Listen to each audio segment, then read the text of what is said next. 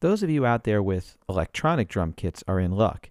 EZdrummer works really well with an electronic kit and allows you to play in some cool beats and quickly use that drum style or play style menu to manipulate them really a lot faster than you could in many other programs. There's a couple of things we'll want to do to set ourselves up to make sure we're ready for this electronic kit.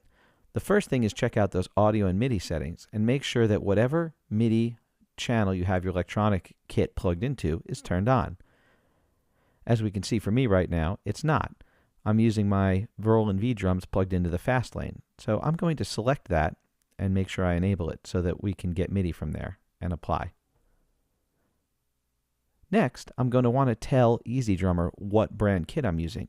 All the different manufacturers use different methodologies to transmit the MIDI drums over MIDI. Some of them have the hi-hat mapped to a different note. Some of them send the hi-hat controller information on a different MIDI channel. It's important to let EZdrummer know what to expect.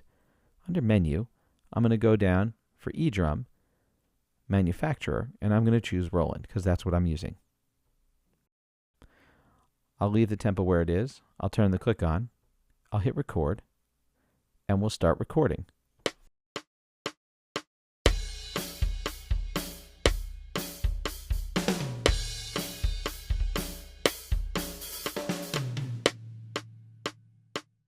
All right, and through the magic of video editing, we didn't have to sit there while I walked all the way across the room to my V-drums. Let's zoom in a little bit and see what we're working with. I'm going to quantize what I played first before we do anything, because I don't want to hear the original unquantized thing. We'll do 16th notes. And I'm going to trim it to the right length. Got a nice little 4-measure piece there. Let's take a listen.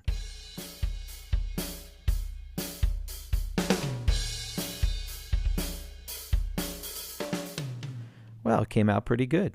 And again, I can open the play style window and change the articulation to whatever I want. If it read it as kind of an open hi-hat, I can make it a tight hi-hat if I want to. Add in a little more hi-hat. There we go. Kind of makes me sound like a better player than I actually am. Love it. And that's what this is for now, isn't it? Well, in addition to that, if I wanted to, I can adjust the way that the incoming MIDI is interpreted by EZdrummer.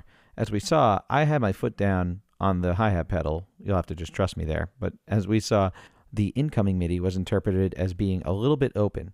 And if you need to adjust that curve, it's under the menu.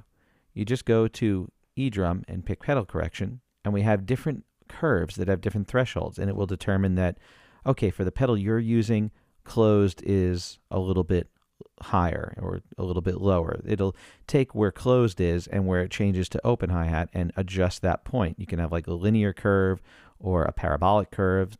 You just pick one of these curves and change it around. And you can pick the one that works for you and eventually find, okay, that hi-hat feels kind of natural. So it's nice that they give us the option to change the interpretation of the incoming MIDI. But it works really well. This is a great little drum loop that came about. And I just love that I can go back in and change the way it was edited.